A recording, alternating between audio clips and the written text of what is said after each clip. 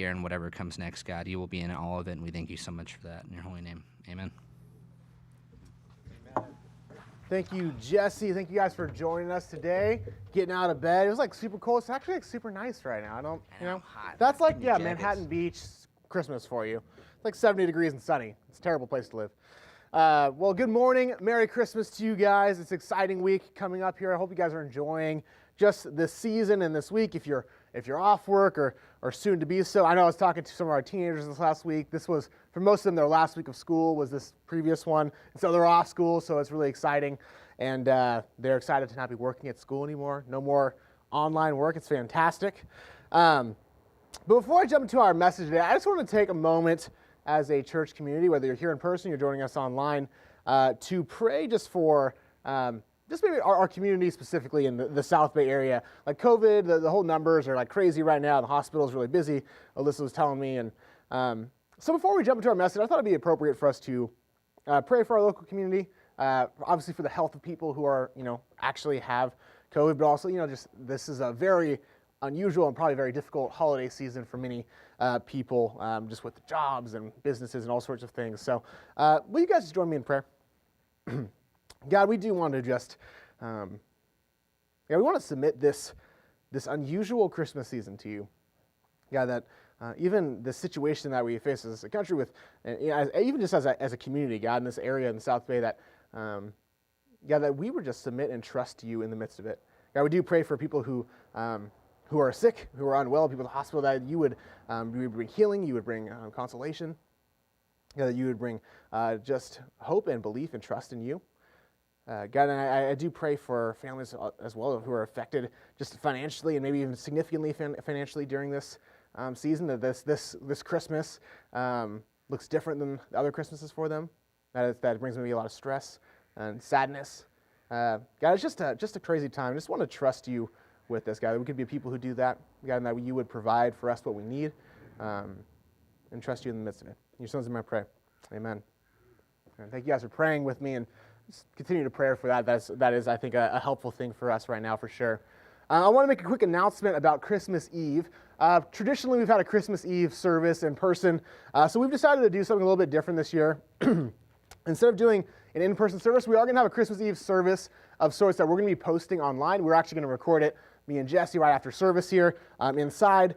So it'll be kind of a short thing, maybe 15 minutes, kind of bite-sized, hopefully, for you and your family. You guys can sit down on Christmas Eve or Christmas Day, whatever you guys want to sit down and watch it, and just join in with your family and celebrate Jesus and what he has done for us. And so that'll be posted on our YouTube channel on Christmas Eve and sometime in the morning there. So if you guys want to join us and join that, I think that would be great, and I hope you guys enjoy that. We're doing all these fun techie things with it too, so that'll be exciting to see.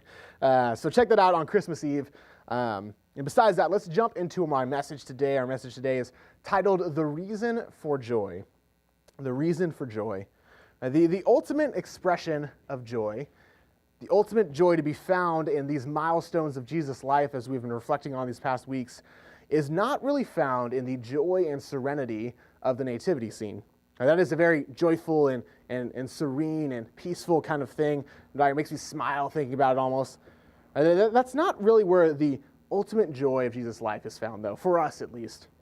And the joy is really found in some of the darker moments of his life, particularly maybe the darkest moment of Jesus' life, which is his death on a cross.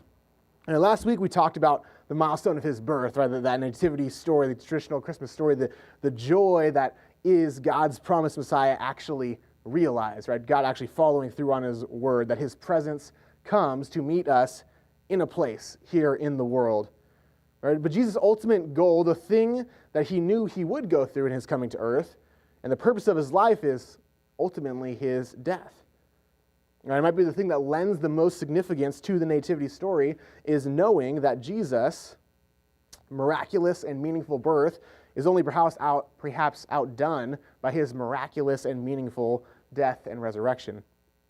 Right? That has accomplished so much for us. And ultimately, we don't really celebrate Christmas, where this season, we aren't just celebrating that Jesus came to earth. Right? We're celebrating kind of the big picture of that. We are celebrating that he came to earth with a bigger mission, right? That he came to earth to accomplish something with his death and resurrection as well. Right? Jesus has a different story than he was planning on telling with his life. That's what we've been really, I feel like, focusing in on the past 2 weeks, is how different Jesus coming to earth and what that looks like is, and how much different it would have been than what people expected. It's kind of a continuous through line of Jesus' life as we looked in Luke chapter 1 through 9 as we studied that Who is Jesus series. Jesus is unexpected in almost every way, in almost every element of his life on earth, and including unexpected in his death and what his death would do. And there's number one you guys notice today if you're following along. It's in the app if you want to follow along. It's Jesus' death brings even greater significance to the Christmas story. Jesus' death brings even greater significance to the Christmas story.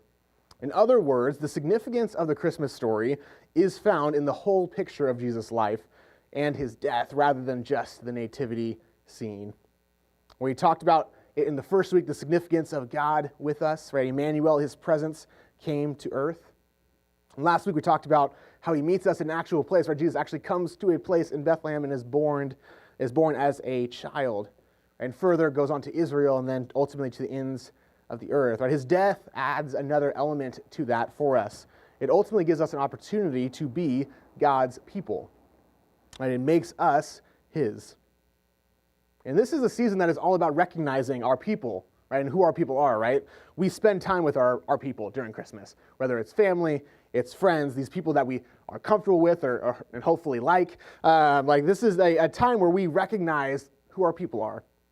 So much of this season is celebrating that fact, that we belong somewhere and we belong with someone. And that's a good feeling, right? People chase after that feeling. We like that as people, that we belong somewhere and with someone.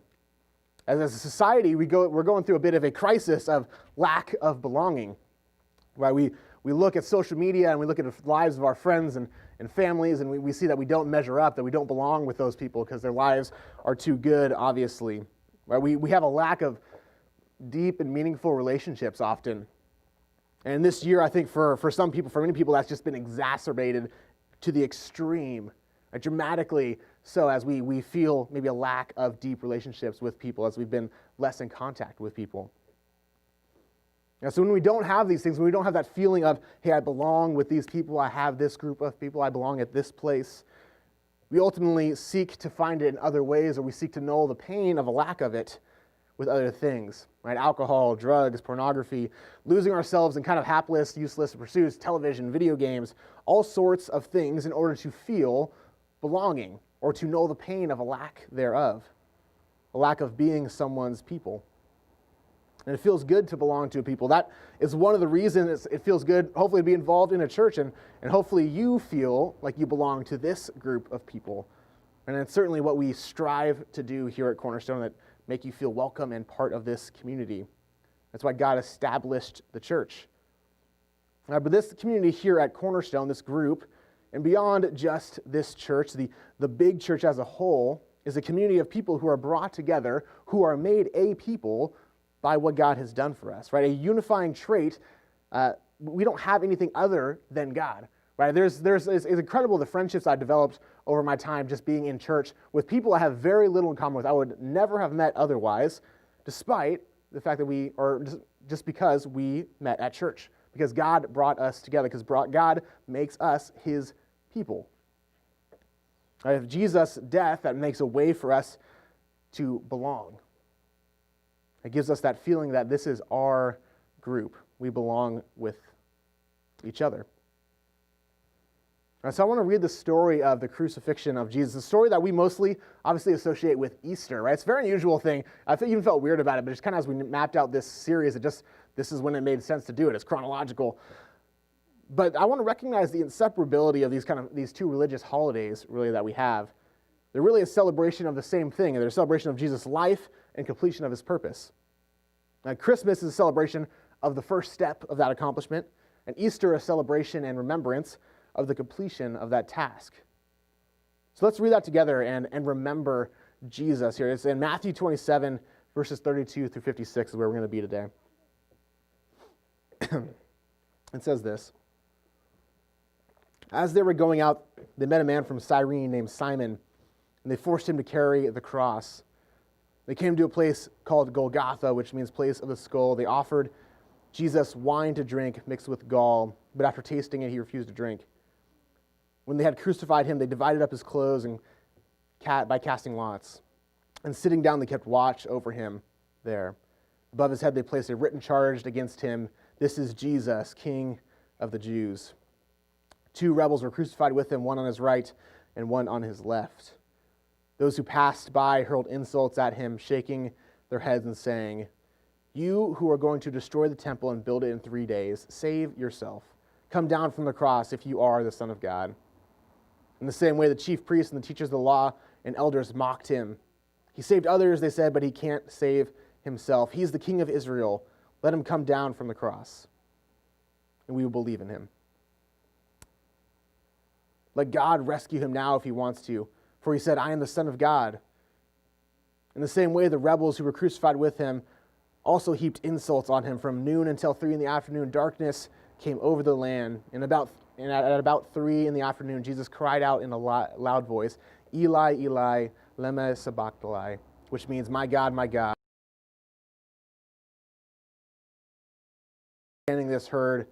standing near, they heard this. He's calling Elijah. Immediately, one of them ran up and got a sponge and filled it with wine vinegar, put it on a staff, and offered it to Jesus to drink. The rest said, "Now leave him alone. Let's see if Elijah comes to save him." And when Jesus had cried out again in a loud voice, he gave up his spirit. At that moment, the curtain of the temple was torn in two from top to bottom. The earth shook, the rocks split, and the tombs broke open.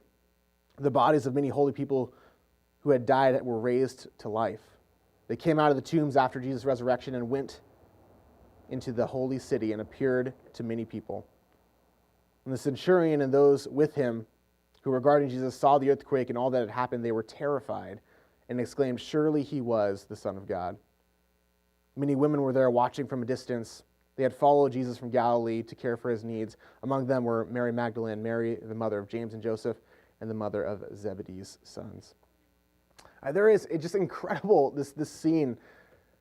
Oh man, there's so much to dwell on here. The significance and meaning that this lends to, the season that we celebrate, Christmas. And it's almost gut-wrenching. Now, there is incredible demonstration of power in Jesus' death. Right? The earth shakes, people are raised from the dead. That describes people as being terrified in the aftermath of his death. People recognize him as being the Son of God just in that moment alone because of this incredible demonstration. And man, going beyond that, though, the willingness of Jesus to face up to and to be submitted to God's will so fully. And when we read about Jesus in the Garden of Gethsemane, we see there's this recognition, there's acknowledgement by Jesus of kind of understanding what he's going to go through, knowing what is going to happen next. And his willingness to go through it regardless is incredible. So oxymoronical, kind of as Jesse was saying in his prayer, for the coming king that we have read about right in Isaiah 9, so unlike the king that the Israelites would have expected when we read the story of Jesus' death. Yet exactly the king we read about in Isaiah 53, a man of sorrow who's despised and rejected. And Jesus tells a different story with his life than we would have expected, and it tells a different story with his death. Number 2 in your guys' notes is the harsh way Jesus died and his willingness to do so gives us a reason to be joyful. The Son of Man, Jesus' title, God's own Son, Jesus, would be betrayed, he'd be tortured and put to death, willingly submitting himself to this so that we would be able to have a relationship with God because of God's great love for us. And that is the good news we talked about in the gospel in our last couple weeks. That we would become God's people, and not just us individually, but us as the whole world has this opportunity that all people would, or at least could, if, as Brett described in Romans 10, if they declare with their mouth that Jesus is Lord and believe in their heart that God raised him from the dead, you will be saved. You will be adopted and find that belonging that we all so desperately seek. Find that belonging in God's house and in God's family. Now, the significance in Jesus' death. And I want to continue tying this story, the meaningfulness of Jesus being promised, right? God delivering on that promise with his birth, and finally the fulfillment of his mission to die for the sins of all, and to take on the burden of mankind, the separation between us and God on himself. And I want to tie that in with something greater than just fulfillment, though. I want to tie that in with his success, with accomplishment. Now, we don't really celebrate fulfillment so much. Maybe we kind of do, but when something is simply fulfilled, we just kind of recognize that you did the job. Right? When a package delivered to you on time, you're not like, woo! I'm just like, that's what you do. The package comes on time. That's expected. We don't really celebrate that kind of thing. It's simply fulfilled what they said they would. Even when people say, hey, this is kind of the baseline that you need to do. You're fulfilling your job. That's not really what you want to like maybe hear on like a work year-in review, right? Hey, you're fulfilling your job. Like that's not like a ringing endorsement of what you're doing. It's like you're doing the basic things that we need you to do. And we don't really celebrate that as much. But what we do celebrate is more on the other side of things when people are exceeding the goals. They're finishing the things that they set out for themselves.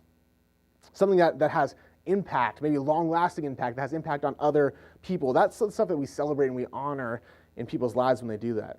There's a difference between fulfillment and accomplishment. Right? Even if it's kind of small, it's a significant difference. For example, this is a great example. USC fulfilled something this weekend. They went out and played a football game. They fulfilled that. They did that thing. But they fell short of accomplishing their goal, which was winning the game.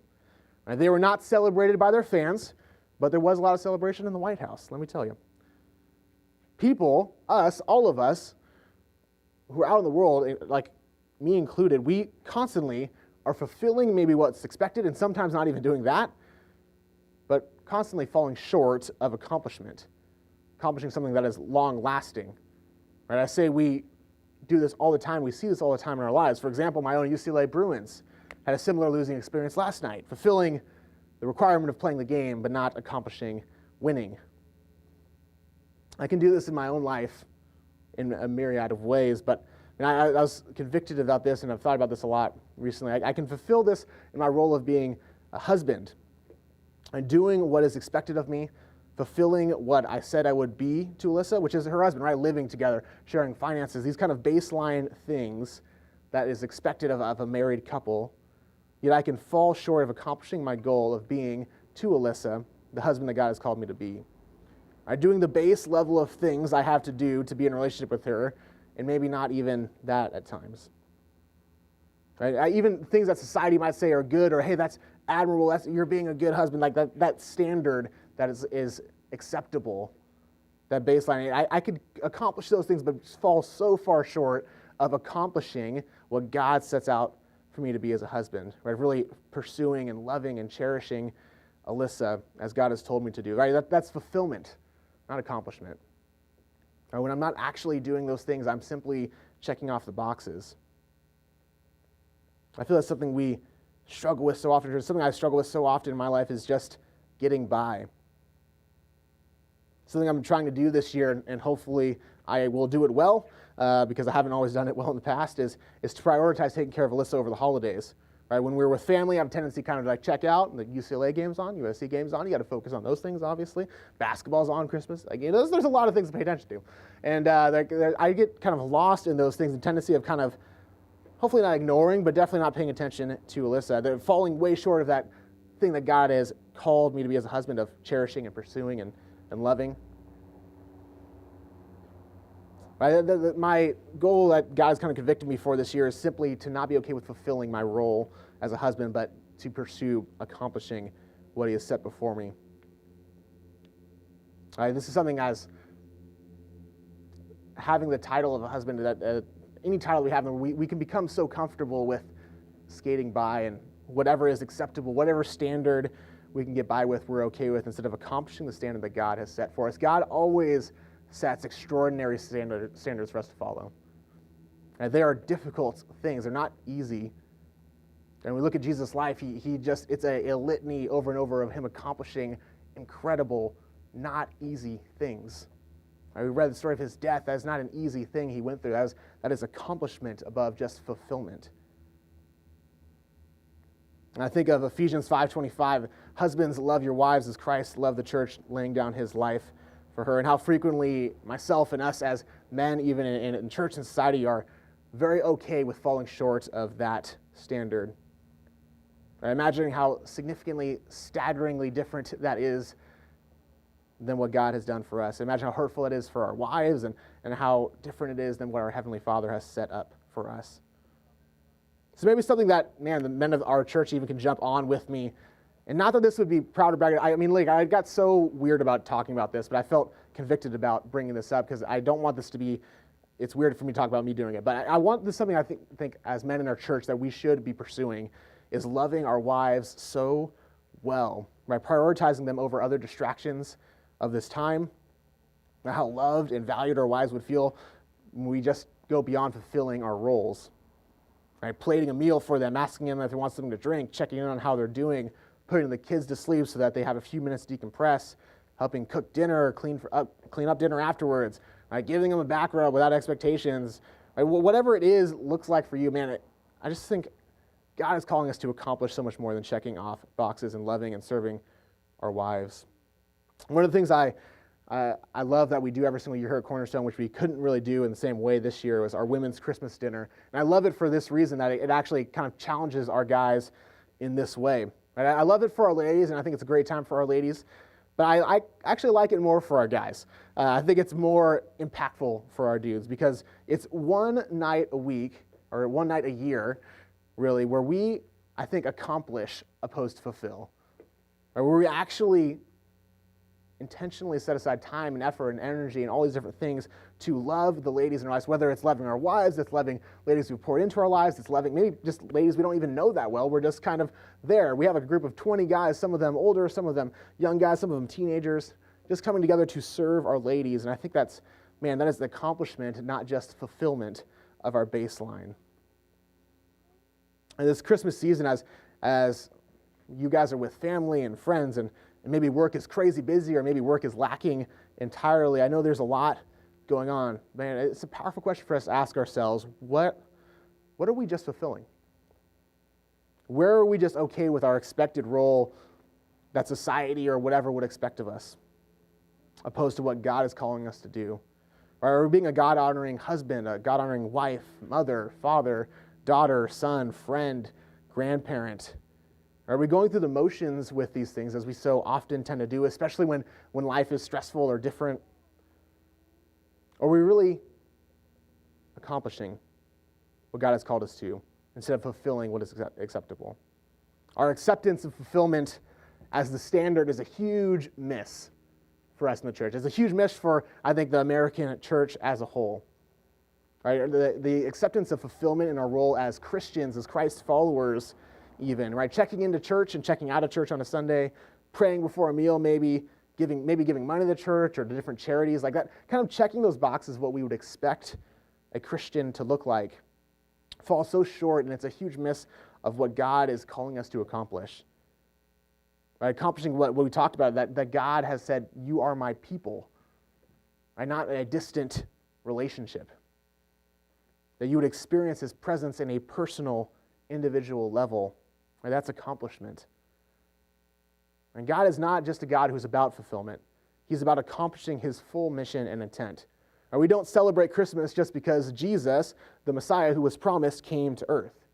And we don't celebrate Easter just because the baby that was promised grew up to be a man, to live how God said he would, and to die how God said he would die. Ultimately, we come and we celebrate those things because Jesus was resurrected from the dead. And it's not just fulfillment of what God said he would do, it's accomplishment of everything he set out to do. Well, let's read that, this resurrection, Matthew 28, verses 1 through 10. After the Sabbath, at dawn on the first day of the week, Mary Magdalene and the other Mary went to look at the tomb. There was a violent earthquake, for an angel of the Lord came down from heaven, and going to the tomb, rolled back the stone and sat on it. His appearance was like lightning, and his clothes were white as snow. The guards were so afraid of him, they shook and became like dead men. The angel said to the women, "Do not be afraid, for I know that you are looking for Jesus who was crucified. He is not here. He is risen, just as he said. Come see the place where he lay. Then go quickly and tell his disciples, he has risen from the dead and is going ahead of you into Galilee. There you will see him. Now I have told you." So the women hurried away from the tomb, afraid yet filled with joy, and ran to tell his disciples. Suddenly Jesus met them. "Greetings," he said. They came to him, clasped his feet, and worshipped him. Then Jesus said to them, "Do not be afraid. Go and tell my brothers to go to Galilee. There they will see me. And so what is the reward and response for these two Marys here? The response to not mere fulfillment, but accomplishment by Jesus. And the two Marys meet him. They experience his presence in a place which is outside of the tomb, not just as distant associates of him, but as his people. And the response is that they clasp his feet, they fall down and worship him. And they worship him for what he has done and who he is. Number 3, and you guys know, is Jesus' resurrection results in worship of him and of what God has done. These ladies praise and honor Jesus for what he has done. That right there, that is like the essence of the spirit of the Christmas season, if you will. But even more than that, it's the essence of what our lives as a whole should be, where we fall on our faces and clasp onto Jesus and worship him for what he has done. That is what God is calling us to do always. And in light of that recognition that we would fully submit ourselves to God's calling on our lives, that we would live how Jesus calls us to live, not just fulfill the basics of what could be expected or what society demands, but that we would accomplish what God has set before us, right? In our own messy and flawless way.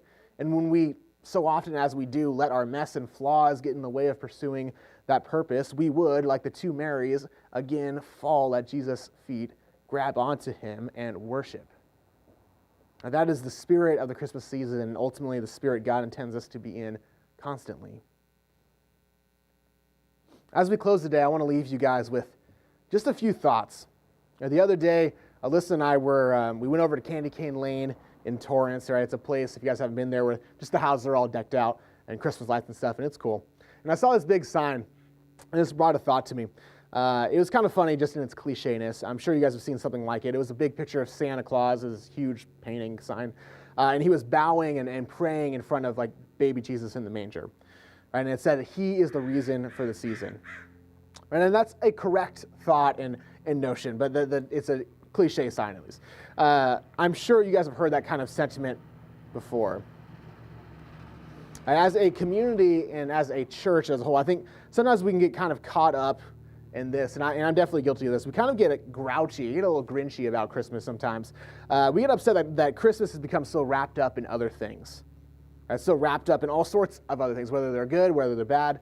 Or we get upset sometimes, or I've heard this complaint before of like, hey, the store clerk says Happy Holidays instead of Merry Christmas.